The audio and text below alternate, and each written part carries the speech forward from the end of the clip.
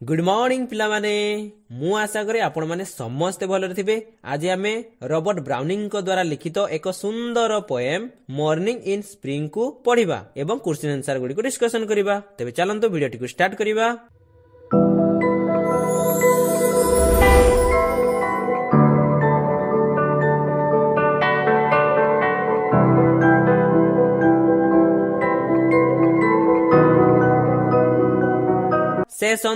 Session 6 कहले षष्ठ सत्र फॉलो अप लेसन कहले अनुसृत पाठ मॉर्निंग इन स्प्रिंग कहले बसंतर सकाळ टेक्स्ट कहले पाठ्य विषय।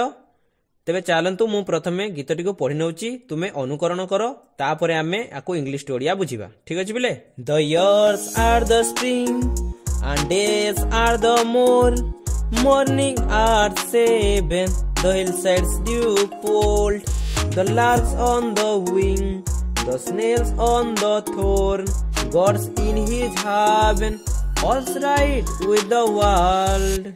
तो पिला माने आमे तो गीतटी पढ़िले तापर आमे इंग्लिश स्टोरी बुझिबा। ता आगरु मु तुमको गोटे छोट गपटी कहूची सेई गपटी को जदि तुमे न सुनिबो ताहले तुमे आकु भलो भाबरे बुझि परिबो नाही। तेनु मु आशा करे आपण माने मन ध्यान देई एई छोटिया गपटी को सुनिबो।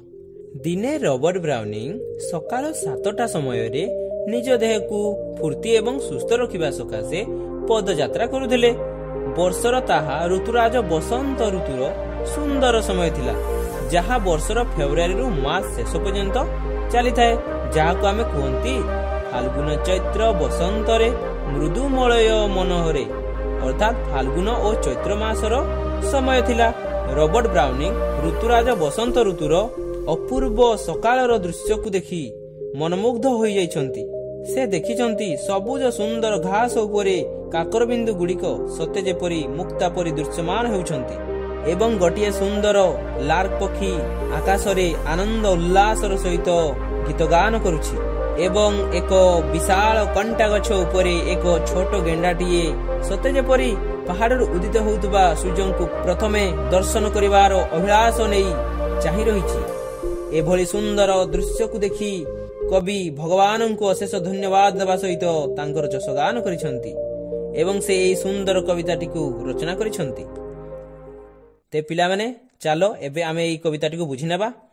The years are the spring year कहले वर्ष 8 कहले रे ठारे स्प्रिंग कहले बसंत ऋतु। The years are the spring कहले वर्षटी अछि बसंत रे। एठारे कवि को बसंत ऋतुटी बहुत भल लागिछि तेणु से कहिसंती कि वर्षटी अछि बसंत ऋतुरे अर्थात बसंत ऋतुटी श्रेष्ठ सेइथि पई त ताकु ऋतुराज बसंत कहा जाय हइने बिले। And days are the morn day कहले दिन मॉर्न कहले मॉर्निंग मॉर्निंग कहले सकाळ ता तुमे जानिजो। एंड डेज आर द मोर्न ओ दिनटी अछि सकाळ रे दिनटी जाकर सुंदर समय अर्थात सुंदर दृश्य होउची एई सकाळ समय तेणु से कहिसंती दिनटी अछि सकाळ रे। मॉर्निंग आट 7 मॉर्निंग कहले सकाळ 7 कहले 7टा तो मॉर्निंग आट 7 सकाळटी अछि 7टा बेले। जेतेबेले कवि मनमुग्धकर दृश्य देखिचंती एवं सेई समय रे केते बाइथिला 7टा बाइथिला तेणु कवि कहउचंती आजिर एई सकाळटी अछि एई 7टा समय रे अर्थात एई 7टा समय रे ही एई सुंदर दृश्य देखिबा को मिलुछि। द हिलसाइड्स ड्यू पोल्ड हिल कहले पहाड़ साइड कहले कड़रे हिल साइड कहले पहाड़ कड़रे बा पहाड़िया स्थान पोल्ड कहले मुक्ता बा मोती। ए पहाड़िया स्थान रे घास गुड़िक उपरे जो काकर गुड़िक पड़िछि ताहा मुक्ता परि दिसुछि। The hill sides dew pearled पहाड़िया स्थानटी मुक्ता परि देखा जाउछि। The larks on the wing lark lark कहले सॉन्ग बर्ड गायक पक्षी बा भारद्वाज पक्षी। विंग कहले डेना कि लार्क पक्षीटी तारो डेना जोगु बहुत सुंदर दिसुजी अर्थात लार्क पक्षीटी अछि तारो मेलैथिबा डेना रे। The snails on the thorn snail कहले गेंडा तो गेंडा तुमे माने देखिथिबो बिले देखो एठारे देखो एटा होजी गुटे गेंडा। थॉर्न थॉर्न कहले कंटा तो तुमे देखिथिबो कंटा बिले कंटा कंटा गछ गुडा को देखिथिबो। The snails on the thorn कहले गेंडाटी अछि कंटा गछरे। Gods in his heaven god कहले भगवान हिज कहले तांकर हेवन कहले स्वर्गलोक। गॉड्स इन हिज हेवन କହିଲେ ଭଗବାନ ଅଛନ୍ତି ସ୍ୱର୍ଗରେ। All's right with the world.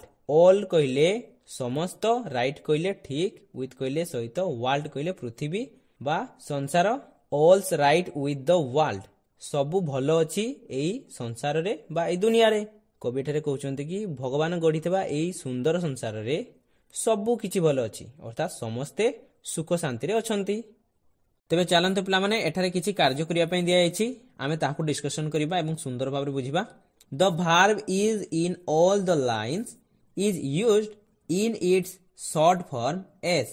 ଭାର୍ବ କହିଲେ କ୍ରିୟା, ଲାଇନ୍ସ କହିଲେ ଧାଡି ଗୁଡ଼ିକ, ୟୁଜ୍ଡ କହିଲେ ବ୍ୟବହାର କରିବା, ଇଟ୍ସ କହିଲେ ଏହାର, ସର୍ଟ ଫର୍ମ କହିଲେ ସଂକ୍ଷିପ୍ତ ରୂପ। The verb is in all the lines is used in its short form s. ସମସ୍ତ ଧାଡି ଗୁଡ଼ିକରେ ଇଜ୍ କ୍ରିୟା ଶବ୍ଦଟି ଏହାର ସଂକ୍ଷିପ୍ତ ରୂପ ଏସ୍ ରୂପରେ ବ୍ୟବହାର ହୋଇଛି। ଏହାର ଅର୍ଥ ଏଠାରେ ଗୋଟିଏ ଭାର୍ବ ଦିଆହେଇଛି ଇଜ୍ ଗୋଟିଏ ଭାର୍ବ ନେ ପିଲେ। ତ ଦେଖ ଭାର୍ବ କହିଲେ କଣ? ଭାର୍ବ କହିଲେ କ୍ରିୟା, କର୍ତ୍ତା ଯେଉଁ କାମଟି କରେ ତାକୁ ଆମେ କୁହନ୍ତି କ୍ରିୟା। ଏଠାରେ ସେଇପରି ଗୋଟିଏ ଭାର୍ବ ଦେଇଛି ଇଜ୍, ଏହାର ସଂକ୍ଷିପ୍ତ ରୂପଟି ହେଉଛି ଏସ୍। ତ ପିଲେ ସଂକ୍ଷିପ୍ତ ରୂପ କହିଲେ କଣ? ଯଦି ତୁମେ ବୁଝିନାହ ତ ଦେଖ ସ୍କ୍ରିନକୁ ଦେଖ। ତ ଦେଖ ଏଗୁଡ଼ିକୁ ଆମେ ଫୁଲ୍ ଫର୍ମ କହୁ ଅର୍ଥାତ୍ ସମ୍ପୂର୍ଣ୍ଣ ରୂପ, ଏବଂ ଏଗୁଡ଼ିକୁ ଆମେ କହୁ ସର୍ଟ ଫର୍ମ ଅର୍ଥାତ୍ ସଂକ୍ଷିପ୍ତ ରୂପ। ଇଜ୍ ର ସର୍ଟ ଫର୍ମ କଣ ହବ? ଏସ୍। ଆଇ ଆମ୍ ର ସର୍ଟ ଫର୍ମ ହବ ଆଇମ୍। ଆଇ ୱିଲ୍ ର ସଂକ୍ଷିପ୍ତ ରୂପ ହବ ଆଇଲ୍। ଆଇ ହାଭ୍ ର ସଂକ୍ଷିପ୍ତ ରୂପ ଆଇଭ୍। ତ ଏହିପରି ଭାବରେ ଏଇଗୁଡାକୁ ଫୁଲ୍ ଫର୍ମ କୁହାଯାଏ, ଏଇଗୁଡାକୁ ସର୍ଟ ଫର୍ମ କୁହାଯାଏ। ତ ତୁମେ ବୁଝିପାରିଲ ପିଲେ ଫୁଲ୍ ଫର୍ମ କହିଲେ କଣ ଆଉ ସର୍ଟ ଫର୍ମ କହିଲେ କଣ? ତ ସେଇପରି ଏଠାରେ ଗୋଟେ ଭାର୍ବ ଦେଇଛି ଇଜ୍, ଏବଂ ଏହି ପୋଏମରେ ଇଜ୍ ର ସଂକ୍ଷିପ୍ତ ରୂପ ଏସ୍ ହିସାବରେ ବ୍ୟବହାର କରାଯାଇଛି। ଅର୍ଥାତ୍ ଏଠାରେ ଦେଖ ପିଲେ, ଏଠାରେ ଦ ଇୟର୍ସ ଇଜ୍ ହେବା କଥା, କିନ୍ତୁ ଏଠାରେ ଲେଖା ହେଇଛି ଦ ଇୟର୍ସ, ଅର୍ଥାତ୍ ଇଜ୍ ର ସଂକ୍ଷିପ୍ତ ରୂପ ଏସ୍ କୁ ଏଠାରେ ବ୍ୟବହାର କରାଯାଇଛି। Some sentences in the poem are with the short form of is. Some କହିଲେ କେତେକ, ସେଣ୍ଟେନ୍ସେସ୍ କହିଲେ ବାକ୍ୟ ଗୁଡ଼ିକ, ପୋଏମ୍ କହିଲେ କବିତା, ସର୍ଟ ଫର୍ମ କହିଲେ ସଂକ୍ଷିପ୍ତ ରୂପ। କବିତାରେ କେତେକ ବାକ୍ୟ ଗୁଡ଼ିକ ସହିତ ଇଜ୍ ର ସଂକ୍ଷିପ୍ତ ରୂପ ରହିଛି। ଏଠାରେ ଦେଖ ପିଲେ, ଏଠାରେ ଇୟର୍ସ ଇଜ୍ ଲେଖିଲେ ବି ହେବ ଏବଂ ଇୟର୍ସ ଲେଖିଲେ ବି ହେବ। ତ ଏଠାରେ ଇୟର୍ସ ଇଜ୍ ବଦଳରେ ଇୟର୍ସ ଲେଖା ହେଇଛି, ଏଠାରେ ଡେ ଇଜ୍ ବଦଳରେ ଡେଜ୍ ଲେଖା ହେଇଛି, ଏହିପରି ଲେଖାଯାଇଛି। ତେଣୁ ଏଠାରେ କୁହାଯାଇଛି କି କବିତାରେ କେତେକ ବାକ୍ୟ ଗୁଡ଼ିକ ସହିତ ଇଜ୍ ର ସଂକ୍ଷିପ୍ତ ରୂପ ରହିଛି। Rewrite the sentences using the full form of is. Rewrite କହିଲେ ଆଉ ଥରେ ଲେଖିବା, ସେଣ୍ଟେନ୍ସେସ୍ କହିଲେ ବାକ୍ୟ ଗୁଡ଼ିକ, ୟୁଜିଂ କହିଲେ ବ୍ୟବହାର କରିବା, ଫୁଲ୍ ଫର୍ମ କହିଲେ ସମ୍ପୂର୍ଣ୍ଣ ରୂପ। ଇଜ୍ ର ସମ୍ପୂର୍ଣ୍ଣ ରୂପ ବ୍ୟବହାର କରି ବାକ୍ୟ ଗୁଡ଼ିକୁ ଆଉ ଥରେ ଲେଖ। ତ ପିଲାମାନେ ଏଠାରେ ଆମେ ଇଜ୍ ର ସମ୍ପୂର୍ଣ୍ଣ ରୂପ ବ୍ୟବହାର କରି କବିତାଟିକୁ ଆଉ ଥରେ ଲେଖିବା। ତ ଇଜ୍ ର ସମ୍ପୂର୍ଣ୍ଣ ରୂପ କଣ? ଇଜ୍। ଇଜ୍ ର ସଂକ୍ଷିପ୍ତ ରୂପ କଣ? S. One is done for you, ଗୋଟିଏ ତୁମ ପାଇଁ କରିଦିଆଯାଇଛି। ଦେଖ ପିଲା ଏଠାରେ ଦେଖ, the years at the spring ବଦଳରେ ଏଠାରେ ଲେଖା ହେଇଛି the years is at the spring.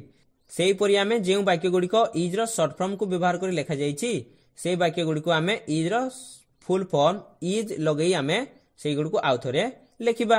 ତେବେ ଚାଲ ଆମେ ଲେଖିନେବା, the years is at the spring and day is at the morning at 7। ତ ଏଠାରେ ତ କୌଣସି ଇଜ୍ ର ସର୍ଟ ରୂପ ବ୍ୟବହାର ହୋଇନାହିଁ, ତେଣୁ ଏଠାରେ ଆମେ କିଛି ଲେଖିବା ନାହିଁ, ଆକୁ ସେହିପରି ଲେଖିନେବା। The hillside is dew pearled, the lark is on the wing, the snail is on the thorn, god is in his heaven, all is right with the world. ତ ଏହିପରି ଭାବରେ ତୁମେ ଲେଖିବ। ତେ ପିଲାମାନେ ଏହି ଭିଡ଼ିଓଟି ଆପଣଙ୍କୁ କିପରି ଲାଗିଲା କମେଣ୍ଟ କରି ନିଶ୍ଚୟ ଜଣାନ୍ତୁ। ଏହିପରି ପଞ୍ଚମ ଶ୍ରେଣୀର ଭିଡ଼ିଓ ଗୁଡ଼ିକୁ ଦେଖିବା ପାଇଁ ଆମର OSO କ୍ଲାସକୁ ସବସ୍କ୍ରାଇବ୍ କରନ୍ତୁ। ପାଠପଢ଼ାରେ ମନ ଲଗାନ୍ତୁ, ନିଜର ତଥା ଦେଶ ଉନ୍ନତିରେ ଧ୍ୟାନ ଦିଅନ୍ତୁ। ଆମେ ରହୁଛୁ। ବନ୍ଦେ ଉତ୍କଳ ଜନନୀ, ବନ୍ଦେ ମାତରମ୍।